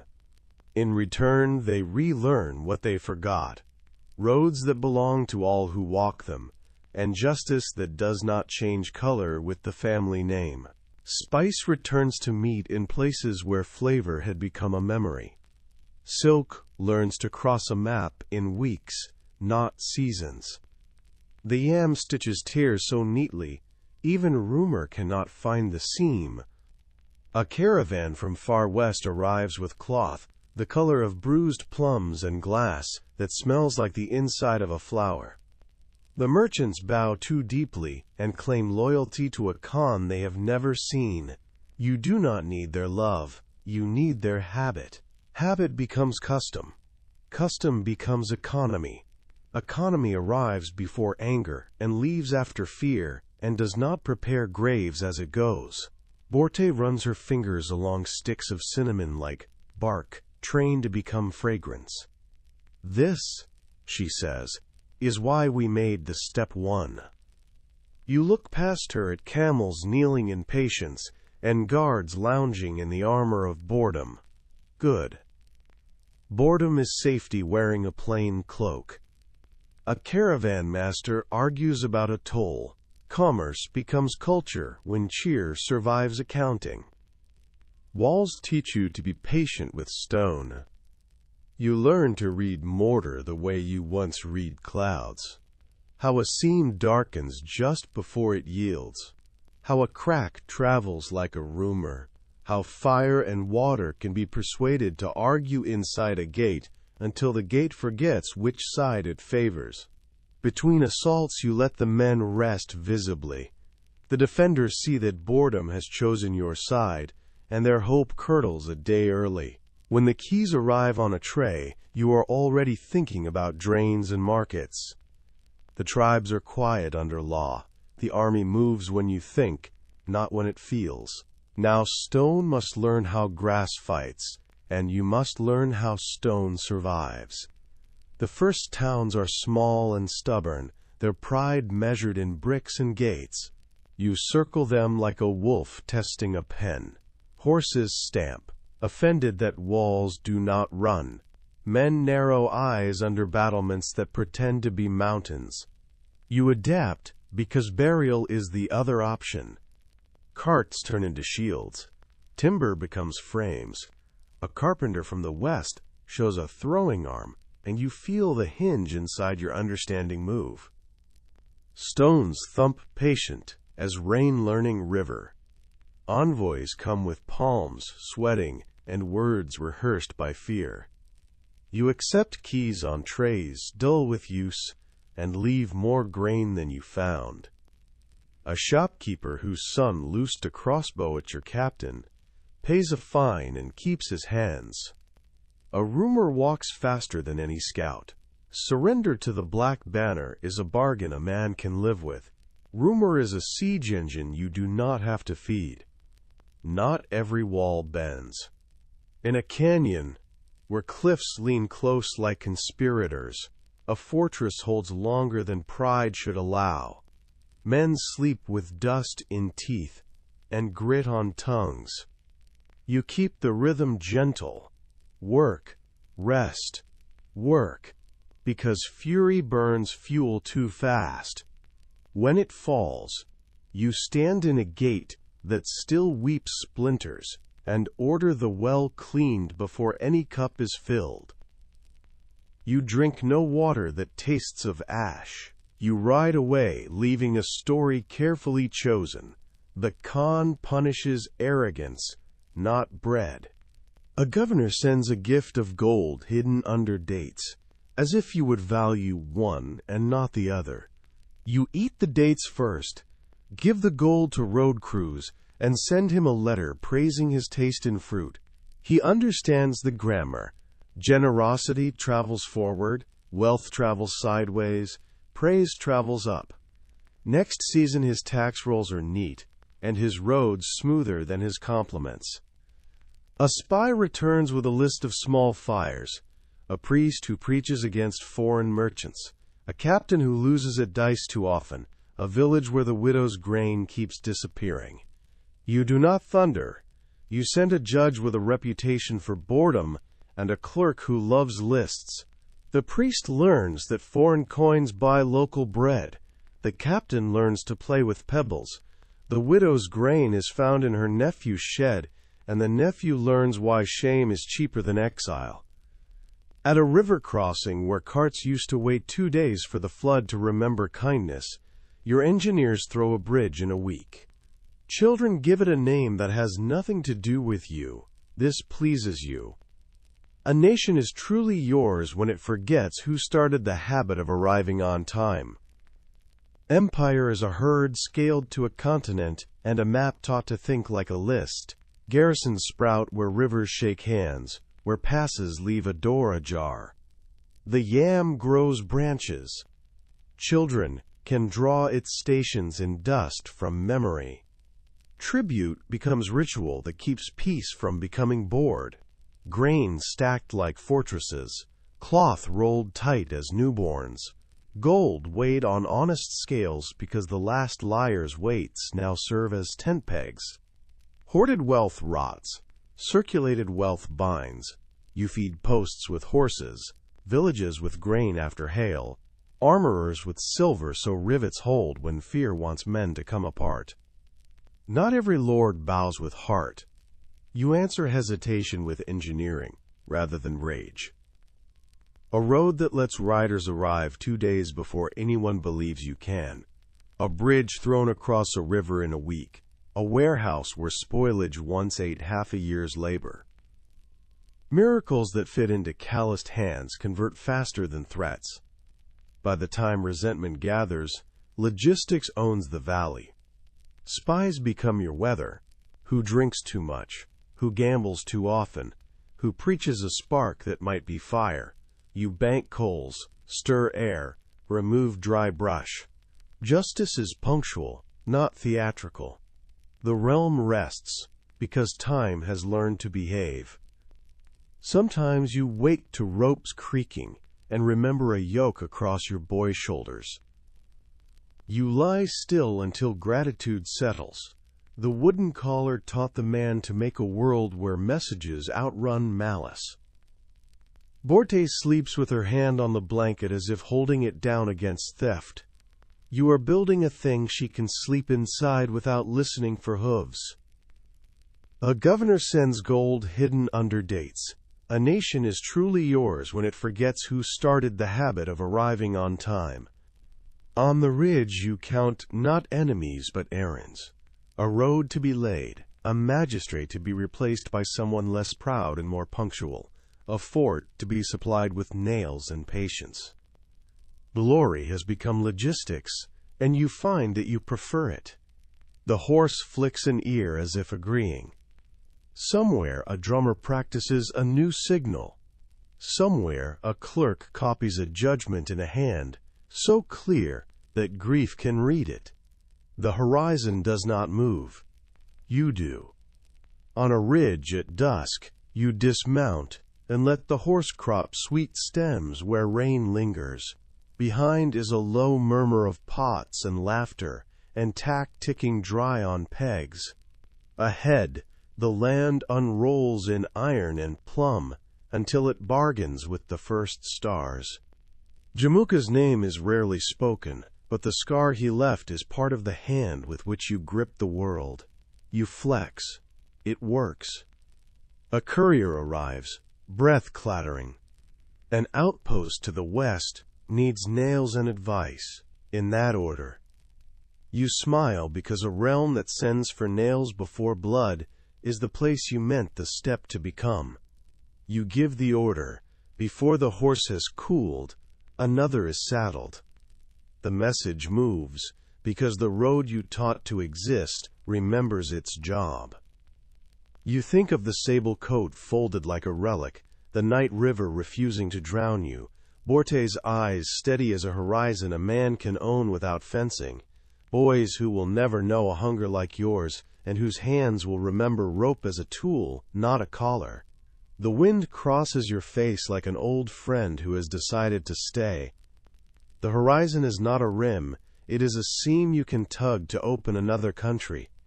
Beyond it are kingdoms that think the steppe is too far to fear. You do not hate them. You are hungry in a way that has nothing to do with meat. Hunger is the body's honesty. You mount. The horse lifts its head, with the small dignity that means ready. Behind, a captain calls the watch. In front, the sky is a lid someone forgot to close. You ride down into work that will carry your name across maps you have not seen. The eternal blue sky watches. You have taught it to watch you back. Cities meet hooves, and palaces meet dust. Letters cut as deep as rams, and wealth tests what the steppe remembers. The air changes from grass to dust, from lark to sand sparrow. Tents give way to walls, gossip to tariffs. You listen to market quarrels as if they were military reports, weights, measures, storage, spoilage. A fruit seller teaches you more about the city than a spy, where guards take bribes, where carts stick, how afternoons grow lazy and gates grow careless. When the army arrives in the late light, the city is already a little tired of being itself. It begins with the wind at your back and the steppe under your hooves, that old friendship that has never failed you. The yam has carried word ahead. The Khan's riders are coming, not to trade, not to parley, but to set the West in its place. The caravan you sent months ago has not returned, its merchants lost in the dust of Otrar. Rumor says the governor accused them of spying, that their goods were seized, their throats cut. Rumor lies by habit, but this one smells of blood beneath spice. The march west is a different book. The grass thins, soil cakes, rivers drag their feet, as if burdened by towns that drink too long. Ditches stitch fields into obedient rectangles. To men born under endless sky, fences feel like insults. To you they feel like invitations to teach the shape of open ground, to people who mistake ditches for destiny. Your captains ride tight, arithmetic flickering between them, Subade counting distances, Jebe smiling in a way knives recognize. Young warriors gape at orchards, so many trees where grass should run.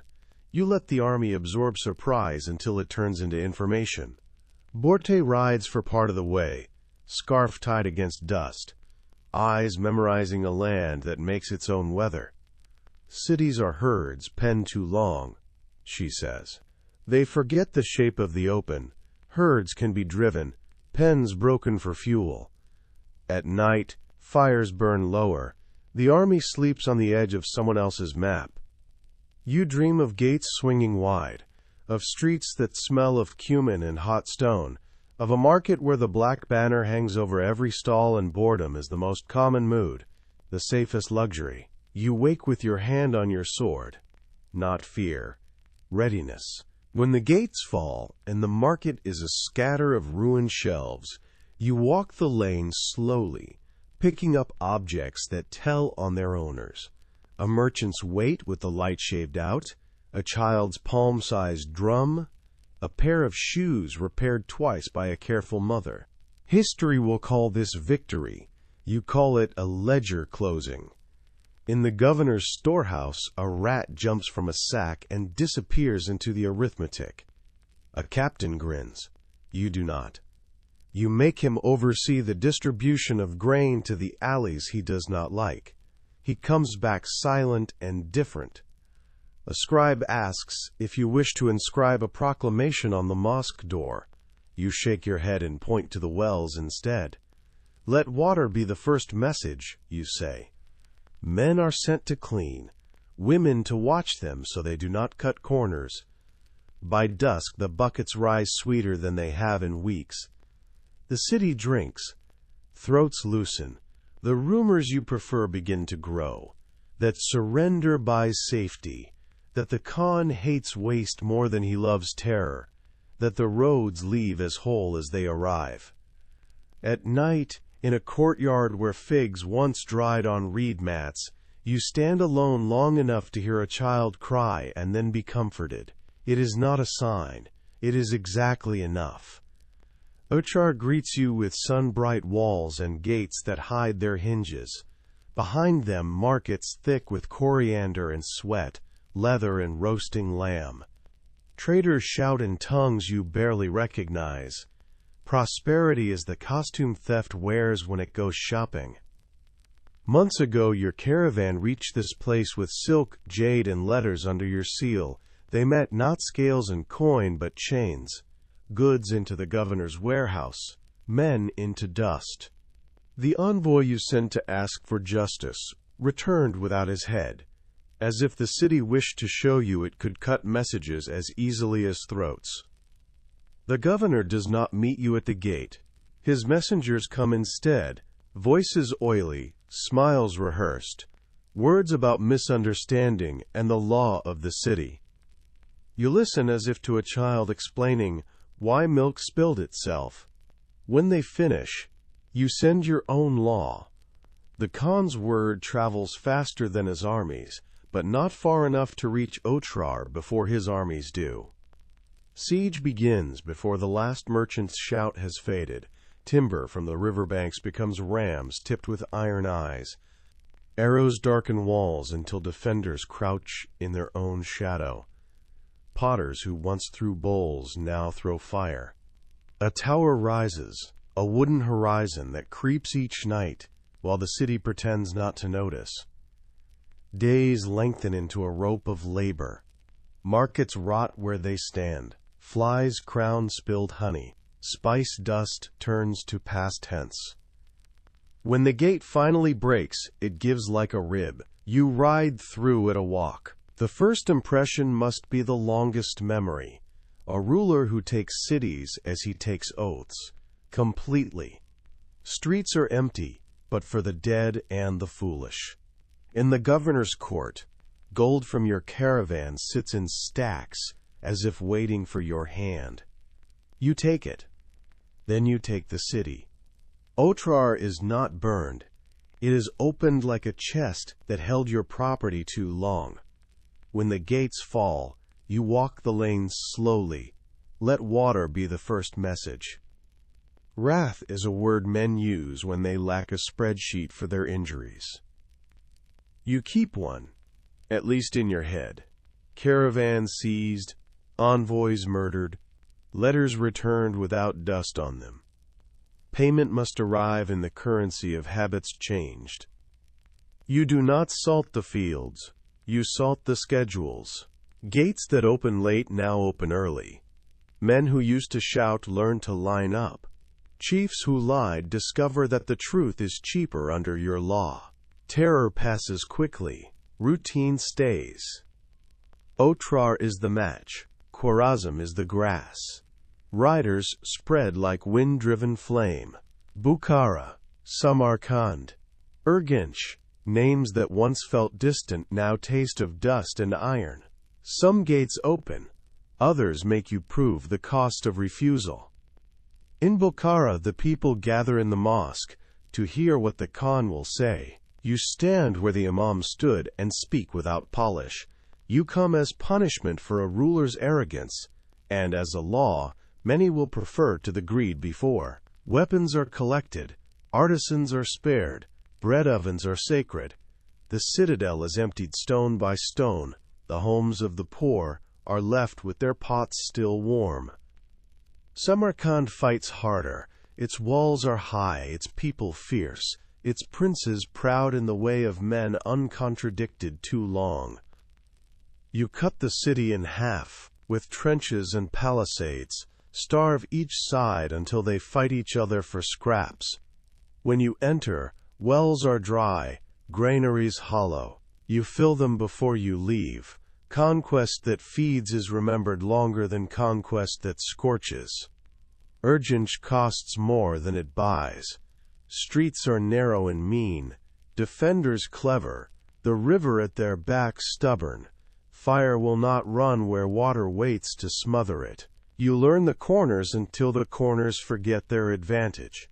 When the place falls, you stand in a square that smells of wet ash, and say aloud, so captains will repeat it, that this victory charged too much. The lesson travels with the loot.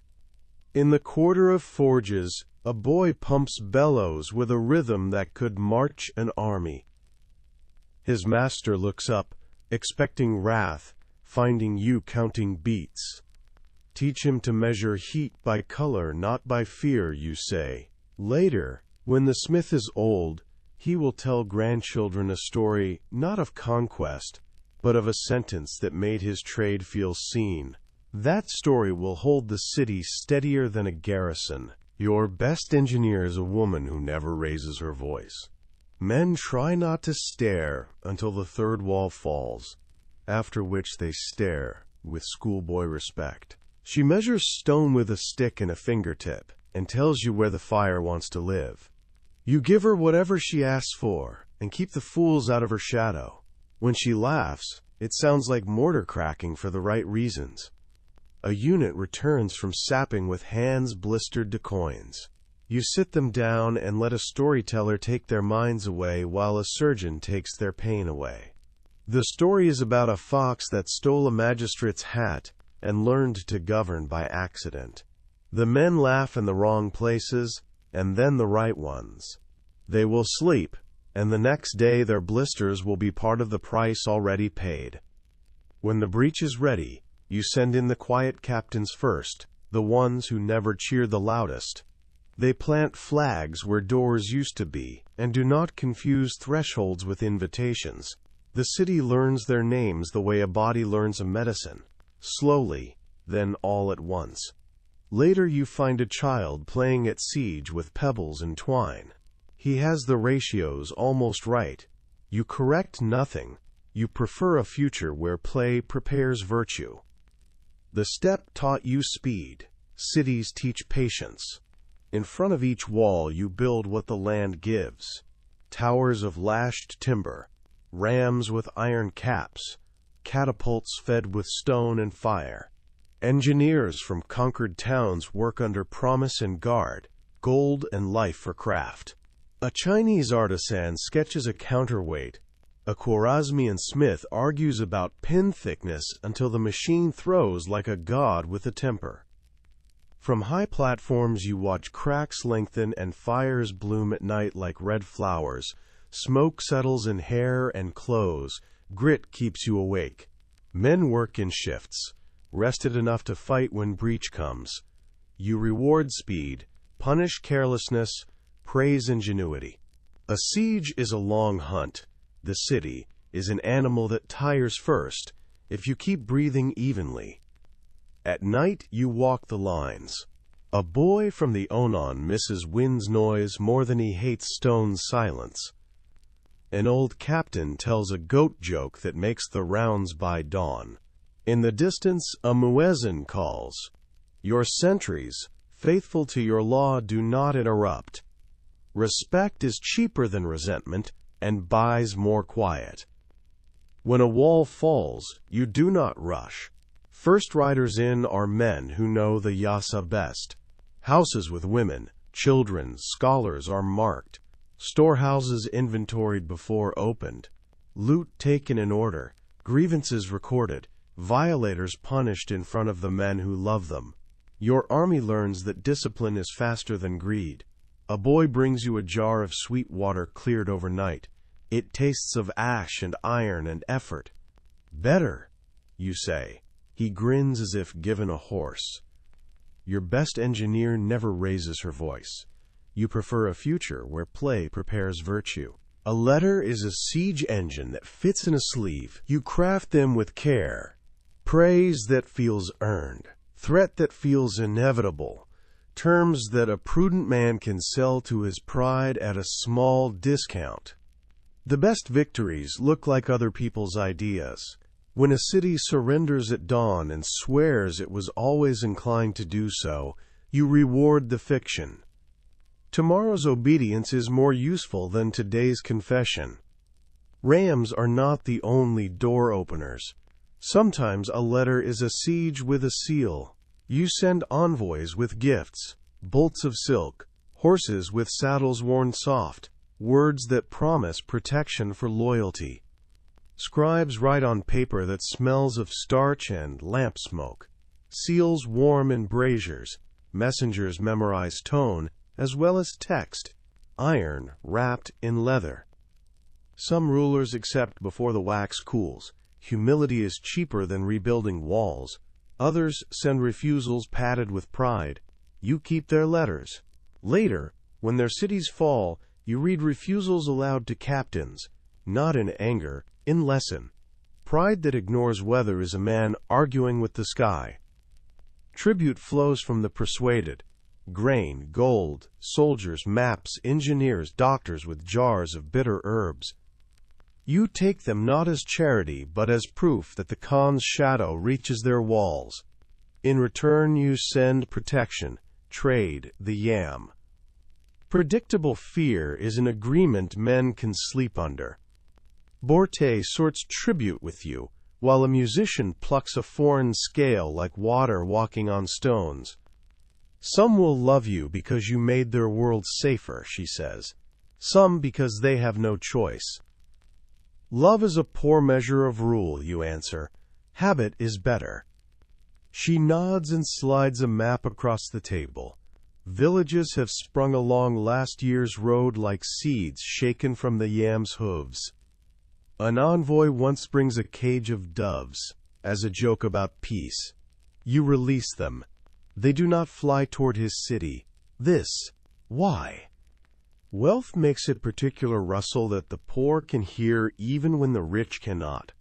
You listen for it and cut it where it snags. Quartermasters keep 2 ledgers, one for goods, one for gratitude.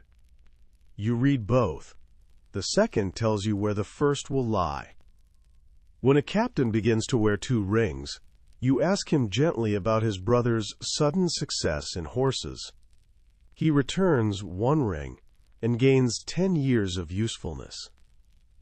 Borte visits a school where girls trace letters on wax tablets with styluses that leave grooves like small riverbeds. The teacher explains a sound by comparing it to wind through grass. The girls grin. Wind is a language they already speak. Borte leaves coin for more wax and tells you that a nation is safest when children learn to name what they love. At the edge of camp, a troupe of musicians trades a new song for leather patches and news of the road. The melody is catchy.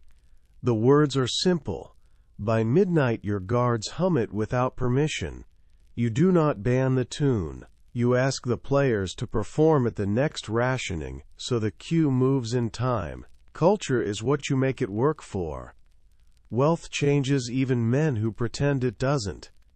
Camps are fuller, horses better fed, foals less ribby, silk lines cloaks that knew only felt, cups become hammered silver. Music from far cities drifts over fires, strange scales on lutes and reeds that make even a grumpish gelding tilt an ear. A man who boasted of sleeping with his saddle under his head now chooses a pillow and calls it strategy. Borte lifts an ivory comb at a market stall, runs her fingers over its teeth, sets it down. The steppe should not forget how it looked before it wore silk, she says. In her voice, riverside childhood. Nights in the market camp, milk boiling over a felt stove. You remember pulling her from a doorway full of dust and hands. You kept that promise. Now you must keep another, prosperity without rot. The yasa is read in every market. Tribute loops back into road, army, herd. Silk is a song. Iron the drum that keeps it honest. A tailor offers dragons for your cloak. I have enough dragons, you say, pointing at the map. He laughs and measures your shoulder again. Clever men know which jokes to take home. At night, the sable coat lies folded like a shadow that refuses to brighten. You keep it for weight, not warmth. Some memories earn the right to be a stone in your pocket. Morning questions are practical. How many spare hooves in the remount herd? How much iron sits waiting as shoes? How many arrowheads can be hammered in a quiet week?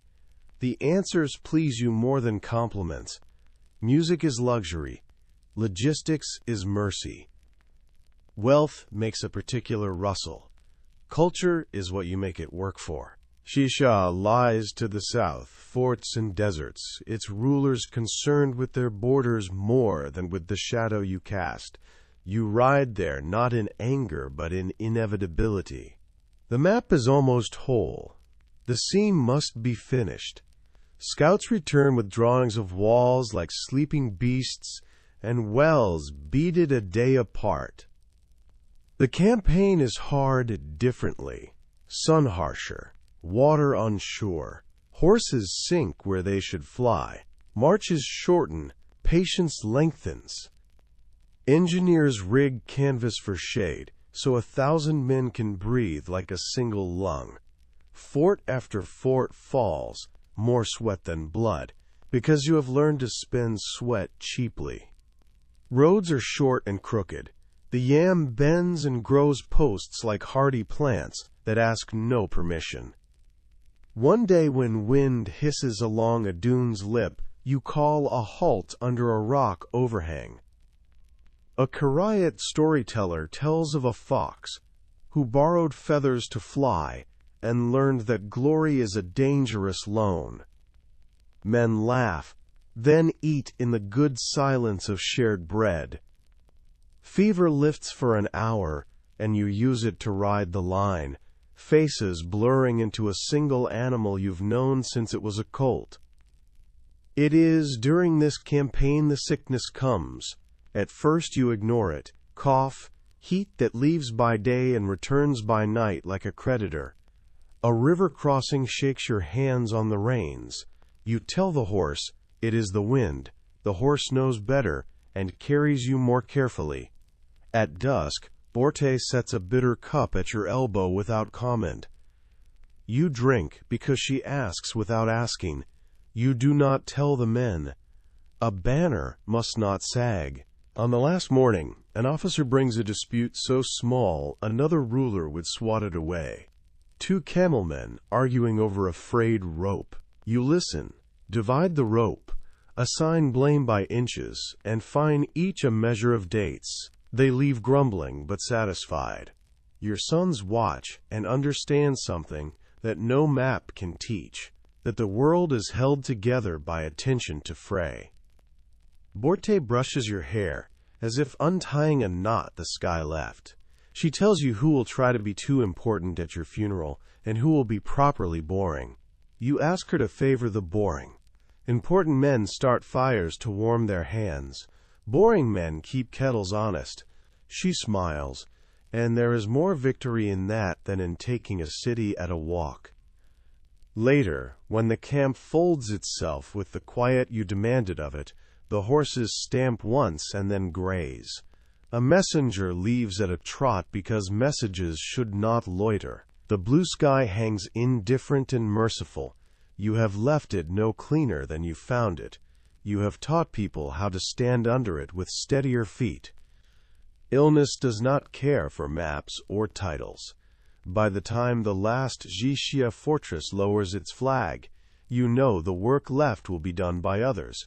You call sons and generals.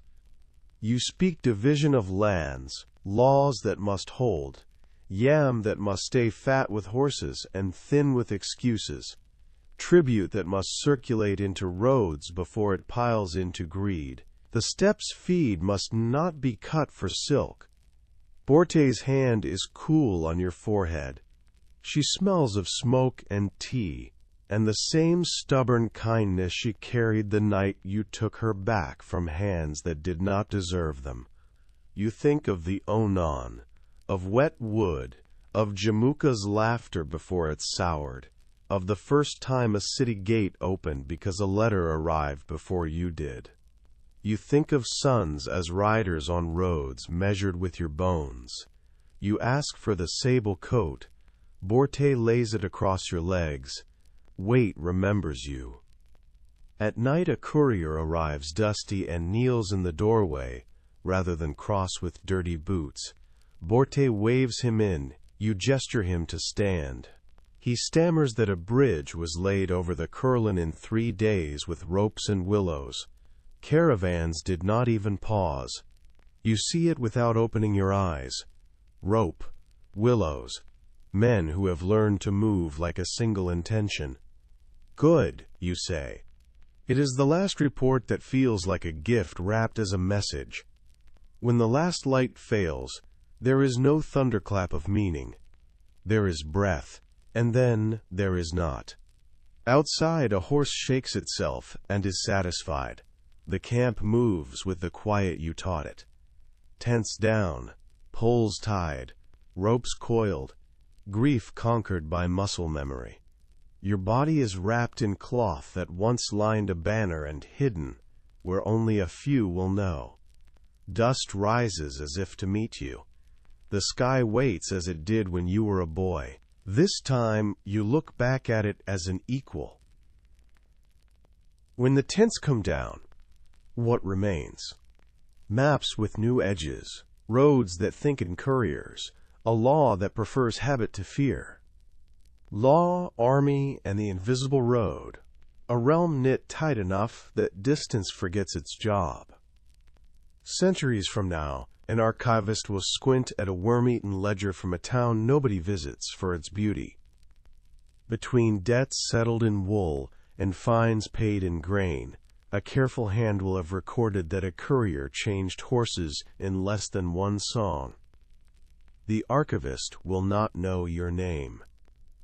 He will simply nod at the efficiency and copy the line for a footnote no one reads twice. In winter, at a yam station far to the east, a keeper will rise in blue dark to break ice for the troughs.